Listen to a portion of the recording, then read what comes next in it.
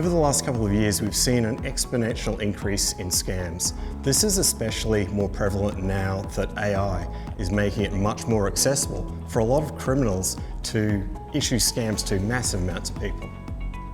Criminals on the internet have been a problem for multiple years now, but increasingly, organisations aren't paying ransoms anymore. As a result, criminals are looking at targeting individuals to try and get the funds from them. Scams use a couple of common techniques. The biggest one is urgency. So you're going to miss out on something if you don't act fast. Scams also try and use scarcity. So there's only a limited number of a particular thing, and that's a reason why you need to act quickly. Another common technique is social proof. So they'll tell you that some other person who is in a similar group has already accepted a similar offer, so you should too. Secrecy is also another common tactic. If you tell other people, we can't guarantee you the same price. Booking.com has seen a 900% increase in scams as a result of AI-driven phishing. Listen to these tips from our partners. They have the real lived experience, they're the experts here. Their tips can help keep you safe.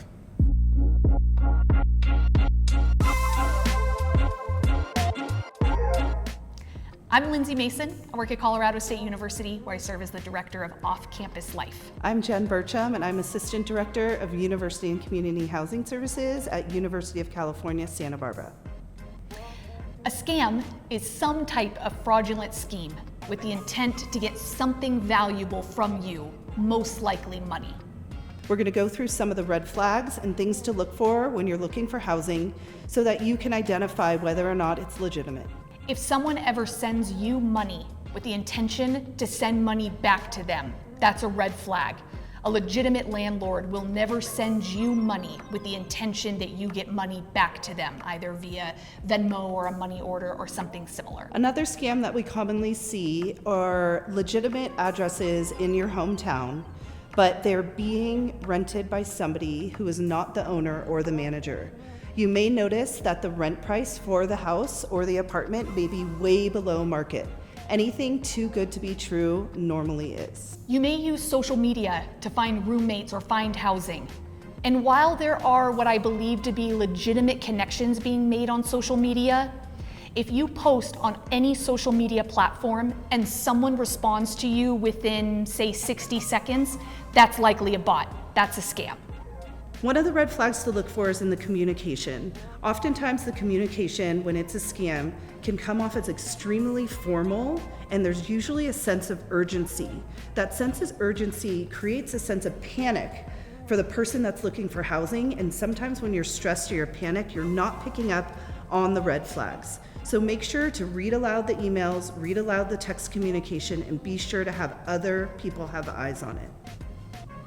If a landlord is saying that they are out of state or they are unable to give you a tour of the property, that's a red flag. That could be a scam.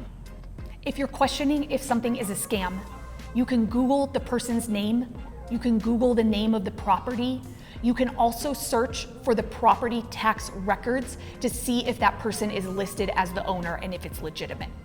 Another red flag is if you're looking to sublet from another renter. Something that we've seen is that somebody will list a room in their home or a bed space, but they won't even be on the lease for that property.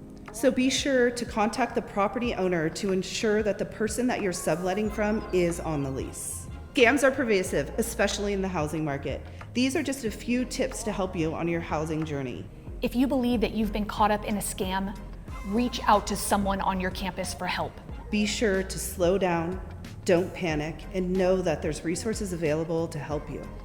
There are a lot of ways to find off-campus housing, and Jen and I strongly recommend that you are using your university-vetted resources to have the safest possible experience.